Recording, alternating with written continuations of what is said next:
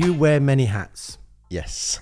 So I knew you were Aldershot chairman. So apart from doing that, what other hats are you wearing? So I run David Lloyd Farnham Pickleball. Right. So that's where I started off.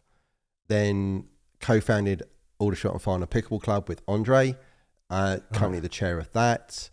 I am an IPTPA director and master teaching professional, which means I do all the level 1 and level 2 qualifications with Sam Basford for the whole of the UK. Technically, and abroad if we need to go further afield. That's coaching the coaches or so teaching the coaches. I also do the Pickleball leaders courses for Pickleball England. Right. I've got my coaching business, so advanced pickleball or RW coaching, depending on which bits and bobs I'm doing. Yeah, right. And I'm also doing a little bit of consulting on the side with a couple of brands on launching new products, and obviously representing Diadem, the sponsors of the podcast. And there, so you've got your Diadem shop. So you, before we get on to Diadem, so let's get the chairmanship out the way. Okay. So you founded the club. So you're interim chairman at the moment. Yep. I had Martin on talking about running a club. Yep. Not easy. Correct. And your thoughts on the club, the status of where your club is at the moment, and what can you do to move forward or stay, or where are you as a club now? As a club, we started off as 6 people. Right. Playing outside in COVID. Andre got a lot of us together over in Windlesham, play on the outdoor courts around the COVID regulations. Okay. I came along a few weeks in and sort of was about number 14, 15. Instant bond with Andre. Obviously knew him from prior at David Lloyd's playing pickleball. Right. And then it's like, well, when we come out of this, let's try and find somewhere. And conveniently, I was chair of governors at the school where we play at.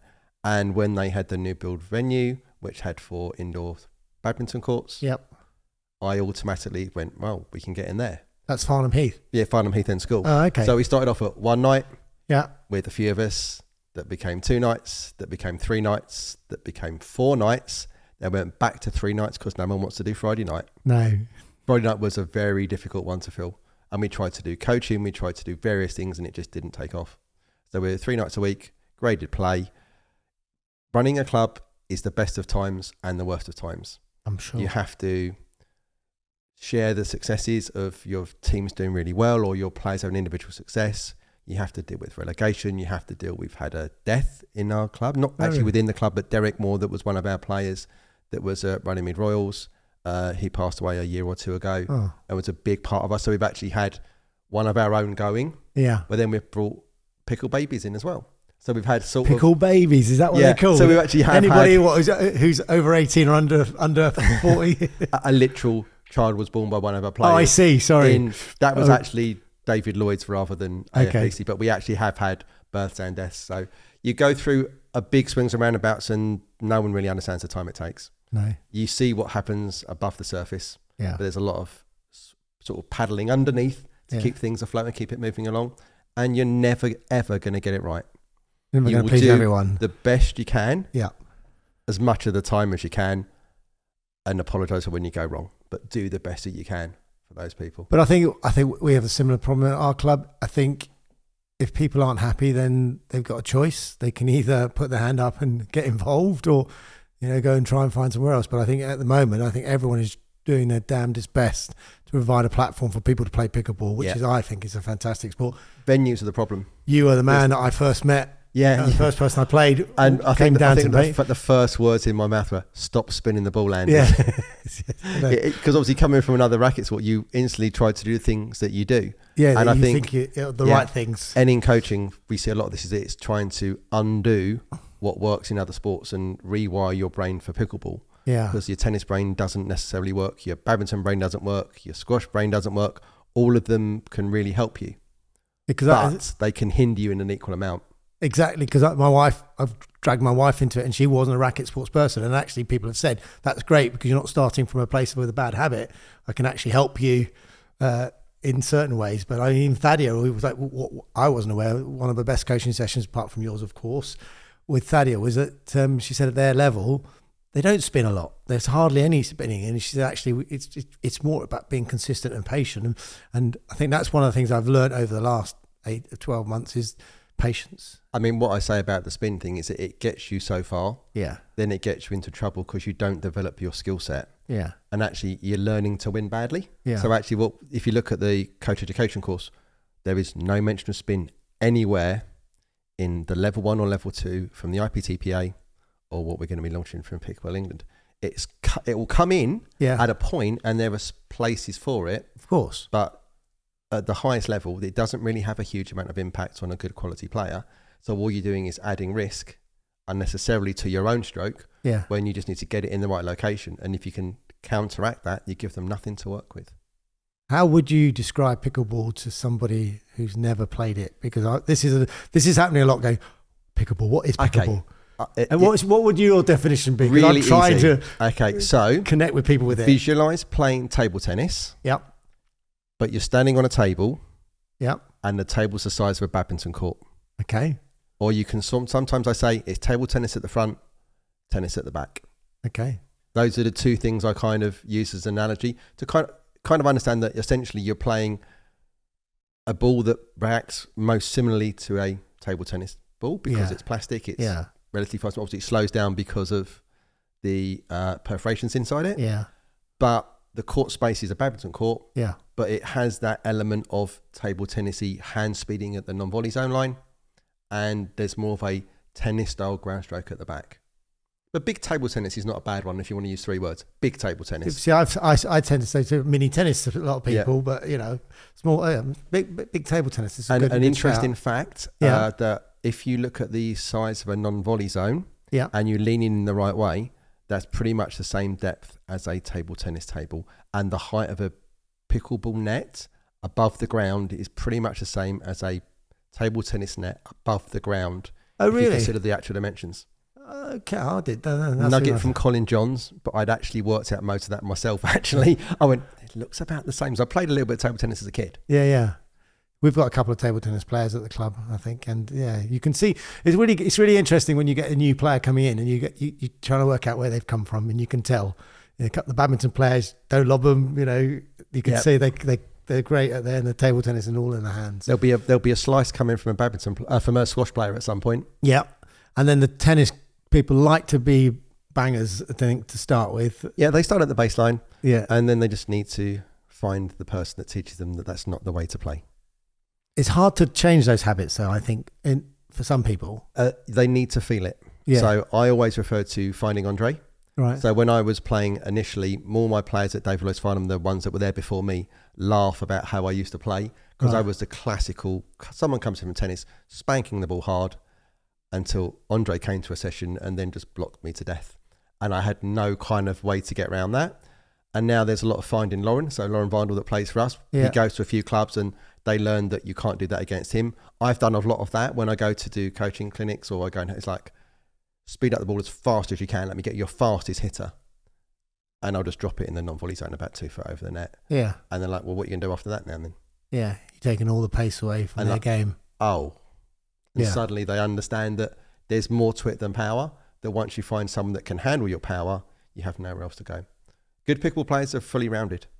Okay. Yeah. And do a bit of everything. Play what your opponent dislikes, not what you necessarily prefer. And you've got to be patient. And what I think it's wonderful about pickleball as well. It's a game when you're in the moment as well. Nothing on the outside gets involved. You it doesn't matter what sort of day you've had. You come in and you're in the zone. You have to be, otherwise, and it's a bit like chess as well. I think it's great for your mental spirit. I was asked yesterday, how many shots do I think ahead when I play? And sometimes 9. 9. Sometimes 9. Which is about, how do you know what you're going to do? I said, well, I know that if I put something in a specific location, more than likely you'll put it there, which falls into my trap. I then need to put another trap on you. And more often than not, within 5 to 9 shots, it's where I know it's going to probably go. But you have to understand the patterns that you play and start to see that. A lot of that is playing, a lot of that is watching. Actually seeing how other people play and watching the pros play and recognising the patterns that they use. So you can see their patterns, so you sort of got your own pattern to work against their pattern. Yeah, I mean, most people don't have patterns at the level that we play at. Most people kind of play instinctually, but I kind of know I have favoured patterns where I want to go and how I want to push the ball around in certain locations, knowing that more often than not, I'll get something where I want it if I get it right and they play to what I think they're going to do.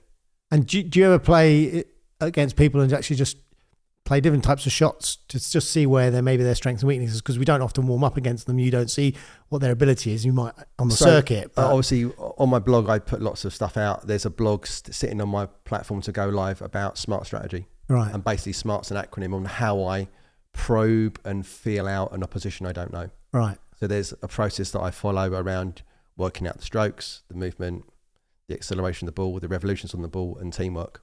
Right. That's how the SMART acronym works. And you work through those phases. And initially, you're playing relatively neutral, sensible, safe balls. Yeah. Like Thaddeus mentioned about not using spin, and probing where are your opponent's potential slight weaknesses. Then you start to hit the ball harder. Then you start to put more spin on it. Then you start to test their teamwork. Oh, excellent. So where did it all start for you then? What's your background? So, I was born 1973. No, let's go back into 73. Blimey. I was a very happy 50-year-old when I turned into the over 50s, and they made it 45 plus this year. So I've gone back to being middle of the box rather than old in the box. So as a kid, I played a bit of tennis. Right. Played serve volley on clay for about a year, which was brutal and cruel. But actually, if you look back now, all the serve volleying skills and that net skills in doubles has served me well for pickleball coming back in. Put the paddle down. I should put the racket down. That's how pickleball I am up. Yeah. So put the racket down, played cricket alongside that. The club night where I played, I couldn't play both. They were both Monday night. Right. So I chose cricket. Played that all through my teens. Uni, didn't really play. Didn't really do anything until I moved back down to Farnham. So I originally come from Hertfordshire. So born in Essex. Shout out to Molly, the fellow Essex girl that's... need to get on the podcast at some point. The Fem Pickleball. Fem Pickleball. So basically I literally went over the border and then came back over the border into Hertfordshire to grow up, and moved here and then started playing cricket and played that for a few years. Relatively solid club level, not particularly anything gangbusters. Kids, when it got to 2012, my pickleball legacy is basically from the Olympics. So the London Olympics 2012, went on holiday, picked up a racket for the first time. So we went on holiday where there was a tennis court. Right. And when we came back from the tennis court, we went to Wimbledon. It was the only tickets we got for the Olympics. Right. And my son's like, I want to play tennis like Andy Murray. Okay. And I was self-employed at the time, been doing it a couple of years, and went, okay, let's go down the park. And started playing the ball. And then I did more and more and more and got back into tennis. And that all kind of went along for probably 7 years. Yeah. And then my daughter gave up figure skating. She was a competitive skater. We got sick of getting up at 4:30 a.m. in the morning to go to a freezing cold ice rink. And just the money was scary you spend on that. And when that all stopped and she decided to give up, we joined the local David Lloyd's. And in there was pickleball. Okay. So Jill Bushell, who runs the pickleball at the Bourne Club in Farnham, was the person that set up pickleball. At David Lloyd? I think she was running before her, but she's the person that I met when I first was there. So October 2019.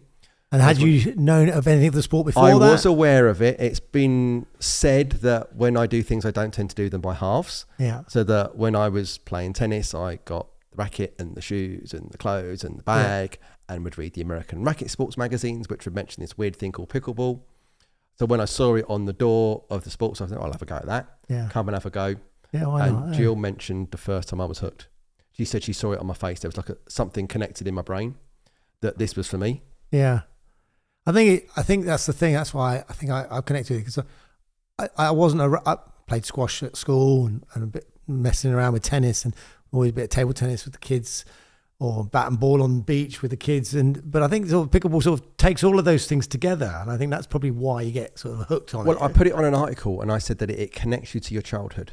So when I was interviewed for one of the magazine articles that I featured in, I basically said that it's like when you're with your grandparents on the beach and you're a little kid playing with that plastic bat and that plastic ball. Yeah. And it's that same noise, that same feeling. Yeah. I can connect that, and I get a little bit emotional with my granddad that's not with me anymore. Yeah. And I can kind of connect those times I had with him playing cricket in the garden, bat and ball in the garden, to the kind of what this does for me on an emotional level. Oh, that's wonderful. That is really wonderful. And that's what we need to get some of these youngsters involved now. And this is Red Nose Day, Friday, which we held down at with the Fleet Aces. Hart Leisure Centre. And we're up to over 1,800 quid, which is wonderful. Excellent evening. It was really impressive. It was just a lovely day. And you talk about the emotion about that. For me, I came home and I was just like buzzing. It was everything. It was we played, we did a bit of coaching, and there was a couple that turned up, which sums up the day for me.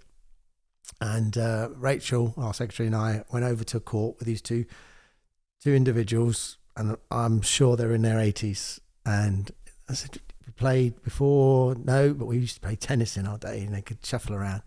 And we started doing a little bit of dinking, and we just had a little competition. So I said to the lady, and Rachel was playing with her husband, and we're doing 1, 2. I said, "Let's get to 10," and we got to 15, and then suddenly a ball raised, and she went whack.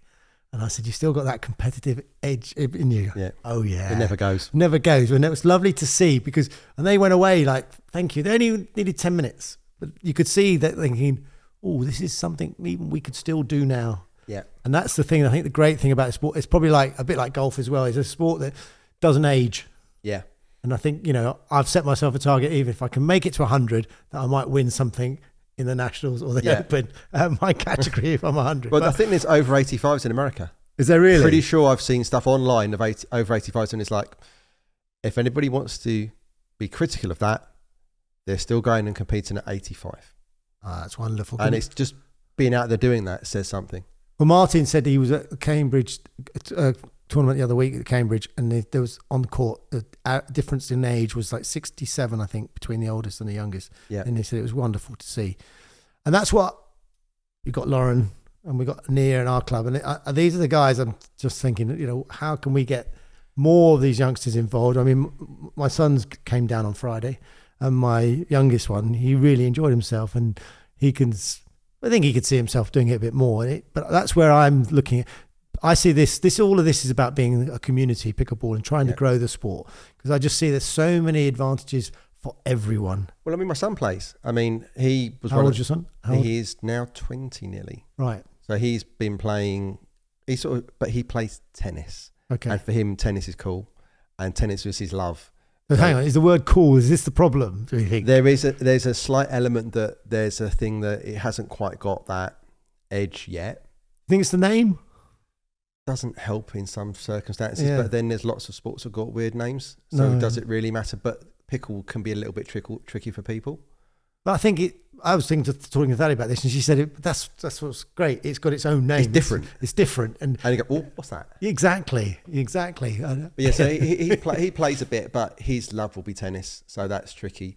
I think the problem we have is the growth was in the older age groups historically. Yeah. I know whilst that's coming down, until we get access to facilities to allow everybody to play, there's going to be an element, do I want to be around them? I mean, we've got possibly 3 people under 30 about to trial with us fairly shortly. I'm just trying to find a night to get them in. And it's like, I know the kids, when they play tennis, they're keen to have a go. They're going to be pretty good. Where's the space to squeeze them in? Almost going to have to positively discriminate to bring younger people in to try and level out the ages in your club. But if venues come, then that will help. I mean, London Pickleball's got a good job. I mean, their A team was very young yesterday. Yeah. And they've been able to attract a wider age demographic. But again, the clubs. Do you think that's their location though as well? I mean, being close to London clubs definitely have that pull in from there. And I think there isn't quite the reach. If you're going to go to a London Pickleball, you probably Googled London Pickleball or North London Pickleball. You're not really going to Google Fleet Pickleball or Farnham Pickleball unless you're kind of in that. You're just not pulling from the same base. Do you ever see a time around here though where there's a central location, like a clubhouse where you can turn up, and it's a social place. If you can go, there's pickleball available all day long, a bit like a tennis club, but maybe it'll be inside a year. You think? Yeah, I mean, I'm hearing things in the grapevine that something's going on, and because there's Telford's there and looking to expand, and that's proved that can work on a model of only 3 courts. But is that all they've got? Yeah, it's got 3. Okay, because I was thinking it's foot traffic, obviously as a business model, because I think Thaddy was telling me that in America there's this chicken thing. Chicken and Pickle, isn't it? Where it's not, it's a social club, but it's around pickleball. It's based on Chuck E. Cheese is the kind of brainchild, which was essentially arcade games from back in the day and like a restaurant. Chicken and Pickle is based around a really good quality chicken restaurant. Yeah. And pickleball around it. So it's kind of people will go for the chicken or the pickle or the chicken and the pickle. And a lot of the venues in America, so like the Flying Pickle that Susanna Barr owns, that's one of my friends, she's got a really beautiful centre in Idaho. Yeah. And you look and it's like the dream. And the restaurant is called The Kitchen.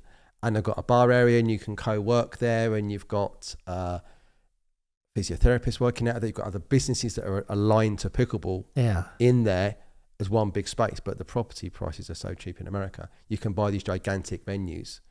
And also there's proof that it works because the model is already in existence and works. Lifetime Fitness are converting tennis courts to pickleball courts.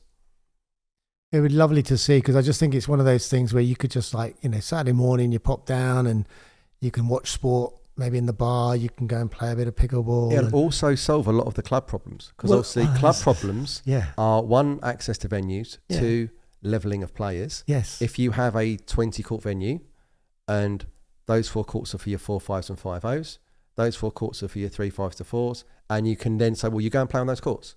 Doesn't matter where you come from. If you're that level, that's where you go.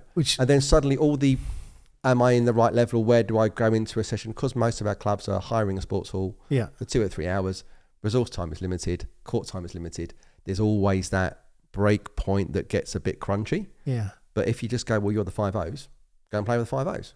Well, I saw Andre Agassi, I believe him and his entourage of cronies have bought Dupra. Yep. And he was saying what he loves about the sport and Dupra was the fact that if you've got a rating, wherever you go, you find someone with that similar level, and you know you're going to get a good game of pickleball, which is great.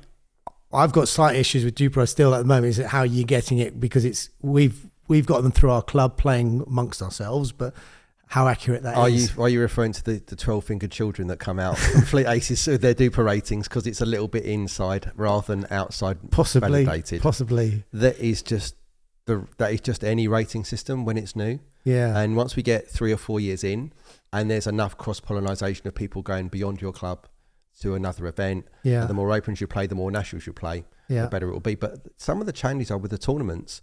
It's a lot of work to enter results. Yeah. So, and I know that for Pickleball England, they upload them centrally to Dupla on a massive spreadsheet. Yeah. And still it sometimes gets wrong. Yeah. I've got missing matches. I've had wrong things done in the wrong order that seem to break your Dupla stuff, this and the other. And that's at a huge scale. On a small scale, if you're running an 8-court, 12-court tournament, something like Steve Beale will do and Simon Farr, or something Lou and Sam will do, the additional workload to upload that data is pretty hefty. Yeah. And if you do your own, no one's going to validate it. No. The number of what's the solution then, do you think? Is there a solution, or is it just a matter of time? And I think it's a matter of time. The more formal big things that get run, mass participation events like the English Open, where you've got 1,100 people last year nearly, probably going to push 1,500 to 2,000 this year. That's going to put hundreds of thousands of matches into Dupla. Yeah. And that will bring the accuracy of the algorithm up. And then we need more of those regional things that have got a little bit more ability to make money and to deliver that. Because the tournaments are great that are around here. The guys that run these work bloody hard. I know. For not a lot of money from the sounds of it. I can't tell, but they're not charging gigantic entry fees compared to what they play in America. And they're on their feet all day for a couple of days to do that. Then you're asking them to input 200 scores manually because there's not really a system to do that. I think you can go with Dupla and get them to do your event payment for you. Then that might give you some ability to access the club system to inject the results, but it's still a lot of manual data entry. It's just another complication to consider when you're running an event, when it's difficult enough when you're doing a festival or...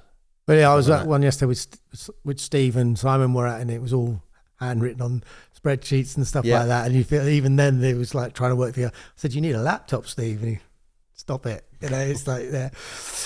So I was going to ask you about how pickleball is run in this country.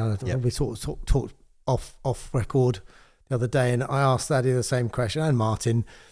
This conversation, that there was an article in the Telegraph, Chowdhury was part of, and they were saying about, because pickleball is not actually recognised by Sport England yet, is it? Or no, it's gone through pre-approval. But I don't know what you have to do to become a sport, but anyway, is darts a sport? So you change your shoes? As I understand it, the situation is that the first step for any approval from Sport England is to be seen as a distinct discipline. Right. So pickleball is a distinct discipline from beach tennis, padel, tennis, squash, badminton, any other racket sports. It has to pass that pre-approval to then be considered by the board of Sport England to whether it gets national governing body status. Right. That, to my knowledge, was approved. So it's a separate sport. And then obviously there's the conversation around the LTA. Who should be running pickleball? Yes. Which and do you have a view? So and I know it can be controversial. This is not a trick question, but mine. So if we think about when you said about I'm working for Pickle England, delivering Pickle leaders courses. Yeah. I commentate on their events. Yep. I do their coach education for them at the moment, and I've just literally yesterday, and we're about to do the final proofreading this afternoon, completed their level 1 coaching qualifications for England, with level 2 and 3 to come. So my likelihood of being impartial about that decision is pretty different hats. Lim. Yeah. So it's pretty similar. It's unlike, I mean, what we've got to look at is Karen and the team that have run Pickleball for 5 years have done incredible things. Yeah. Done unbelievable things. My favourite thing that I said to I actually said it straight to Karen, it's like people don't realise, right? So if we think about the biggest tennis mass participation event in the UK is Wimbledon. Correct. How many courts have they got? Now, I think it's 107 or something, is it? How many do they use in the tournament? 20 or 30? 18. Right. I believe there's 18 courts. And they're trying to extend Wimbledon as well, aren't they? To get more courts, aren't they? There's 18 courts. Yeah. Over 14 days. Yeah. Runs around 10 hours. Yeah. What's the average length of a match? 2.5 hours. Okay. English Open. 4 days. Yeah. 9 in the morning. 10 at night. We got kicked out while they were about to turn the lights out when I was commentating on one of the finals. That's how late it was running. Yeah. 40 courts. Running twice as long. Yeah. How long are the matches running? On average. 20 minutes? 15, 20 minutes. Yeah. 8 times the matches. Yeah. On twice as many courts. Bigger tournament. Over 4 days. Yeah. As a mass participation event for a racket sport. It's bigger than it. It's pretty much bigger than anything. Yeah. Powered by volunteers. Yeah. Doing it for love. Yeah. With no backing other than sponsorship. Yeah. I think they should have a chance to do it with some backing from some other people. Yeah, I think I mean, and also to be fair, if people are saying, as I understand it, that Sport England is not going to be giving Pickleball England money, it will allow our clubs to access money. I don't think there's a funding stream that comes online from being the national governing body. It's just recognition that you are legit and that you can then say to your community and your clubs, you can then go to bodies that use Sport England as a funding mechanism. But then you get that problem, isn't it? If clubs can access funding, because the clubs are run by volunteers and whatever the club strategy is. So we had this conversation about, one club's just all about sociability, other clubs maybe about being competitive, and then, is there going to have to be some guidance? What are you asking money for, and who's going to manage all of that? And well, you're going to come under a regional body to say, right. If you look at tennis, if you look at cricket, all of those kind of things, there's always an application. They don't just bung 20 grand at you. You have to put a business case together. You often have to match fund. Yeah. I think it's a case of greasing the wheels to get money to support what you want to try and achieve easier. But arguably, Pickleball will grow on the commercial aspect of Pickleball. If we look at the padel stuff, if we look at that Telegraph article. Are we allowed to say paddle here? It's padel. Padel. Yes. Have you played? If I played, I would probably end up being divorced because it would be a racket sport that I would probably get addicted to, and then I would never, ever be at home. See, I think there's room for both. I really do believe there's room for both. But paddle or padel seem to frown upon pickleball, and I don't think the other way. Because I went to a rugby lunch at a rugby club, and my mates play padel, and they like pickleball. I said, well, why don't we have a padel match, and then we have a pickleball match, and just see. And because in that same article, sorry, we digress. Like in that same article, the padel is under the LTA direction, but the growth is from. But padel are not happy with how it's been run. Yeah, that's what I've heard, and they want out. And I think what you've got there is that again, the growth is from commercial entities that are putting up to £60,000 a court into a venue to build a court that needs to recoup their money. So They're it's not cheap, commercial. is it? No. Yeah. But you put a paddle court in a venue. I know, for example, the Bourne Club got so many thousand extra members at so many hundreds of pounds a month or a year just by putting a padel court in. So it's got a good payback on it. Right. But we have to be careful because of Sweden. Sweden went very, very hard on padel. Right. And now you can pick up a padel court for about €9,000.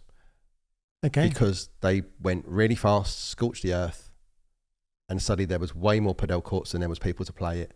People jumped on the bandwagon, and then all the wheels fell off.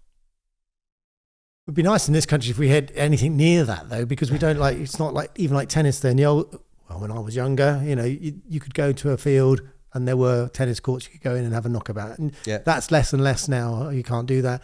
And I haven't been to America. To be fair, Tennis for Free is based out of Aldershot. The guy that found it, Patrick, was at my tennis club, and that is a free access to tennis courts around the country as a charity, access for everyone and access for all. I've never heard of that. But there's not a lot of it around. No. And I look at the park courts at Aldershot, they get refurbished every so often. I actually drove past yesterday and they're doing something there. I've not been there since my pickleball years, but I was there as a regular. Yeah. So those things are out there, and that is the thing that padel doesn't really have. I don't think it's easy to get into because it's just constantly used all the time. Yeah. And I think pickle is going to get to that space, and padel's been driven by commercial ventures. Pickle will grow on commercial ventures plus the right kind of national governing body to help drive it. Unfortunately, we don't have the weather here in the UK. So, outdoor courts in the summer would be lovely. But in America, obviously... Between 3 to 6 months, depending on what the weather's like in that summer. Or that's probably being optimistic. Yeah, and but indoors will come. Indoors will come. Yeah, and I'm thinking another thing is why for schools, pickleball... It's got to be a sport that's just a fantastic way of getting kids involved in a racket sport. Are you aware of what I've done at Heath End? No. Okay, so when I was chair there, I started playing pickle, and actually Fleet Aces story. I was about to go and play a fixture against Fleet Aces that evening, so I had to leave the governing body meeting bang on time to get to the match and pick up Kieran and bring him with me. Right. And what happened was in my bag was his pickleball paddle and the ball, and he's like, what's this thing then? And luckily the head's a PE teacher, so I put the paddle in his hand and the ball, and he's like, he got it straight away. He put it in the deputy head, not sporty at all, got it straight away. And then they started buying kit. They've had paddles, they've had balls, they've got nets. So every child in that school through their time in that school will play pickleball. That's wonderful. They found that the amount of hits per hour, which if you think about any kind of striking sport, it's the success rate of impacts of ball on paddle or bat or stick or whatever, is how you measure the outcomes of a session. Massively, massively improved over tennis. Tennis is hard to learn to play. Yeah. Pickleball you can pick up very quickly. But that's what I thought, is that pickleball could be a feeder sport for the other sports as well, even like tennis, because it's a hand-eye coordination. Just doing things like that as a kid. It's great, but you're feeding into the LTA's tennis linked up strategy. So the LTA strategy for pickleball is essentially cradle and grave rather than cradle to grave. So pickleball is for all and for everyone. Yeah. Obviously the conversations we've heard and obviously seen from some of the stuff that appeared on social media with YouTube was that it's for the early phases to help people learn to play, then go into that they consider probably the real sport, and then it's where you age out of it. So obviously I like for the fact that pickling is like it's for everybody. I'm not aging out of tennis. No. I aged into pickleball and chose into pickleball. I think Thadia says something similar, that she's very much, it's like her choice to go into this. He's done amazing things for her. Yeah. And we don't fit into that narrow box that seems to have been publicly put out there. And you can continue to play at a high level, continue with your age anyway as well, because that competition is going to be there. The categories are going to be there.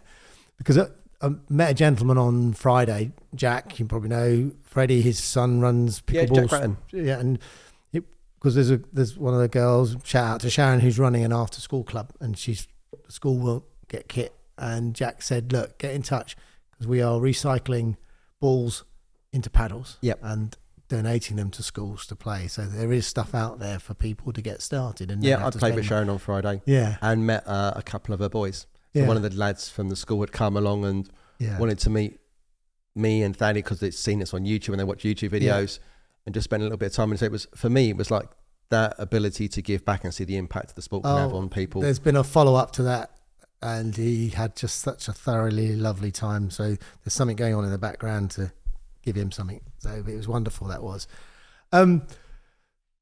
Let's go to Diadem, because you told me before that you've got a funny story. So yes. So I met Harvey and Christo, who's helped me a lot, and I'd like to thank Christo, and I still probably owe him a bottle of wine or something to get going. He introduced me to Harvey, and I spoke to him about supporting us. And this is an informal relationship we have, but obviously you're wearing the Diadem logo. Yeah. So what's your story with Diadem? So I did my level 1.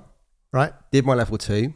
And then one Friday evening, sitting on the sofa, I had the I wonder if thought, which was, I wonder if someone would give me some kind of sponsorship. Yeah. And I started looking at it, like, okay, so I was using a Selkirk paddle. I love my Selkirk paddle, but they're never going to sponsor me.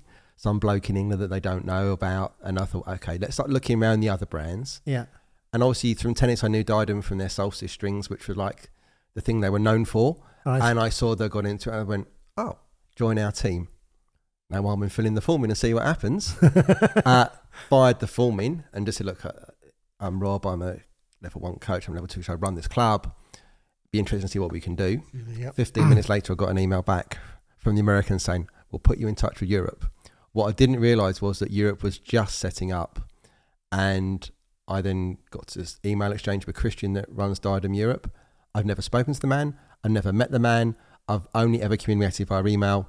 And I was the original first player in Europe as a partner with Diadem. I was basically Diadem before Framework was.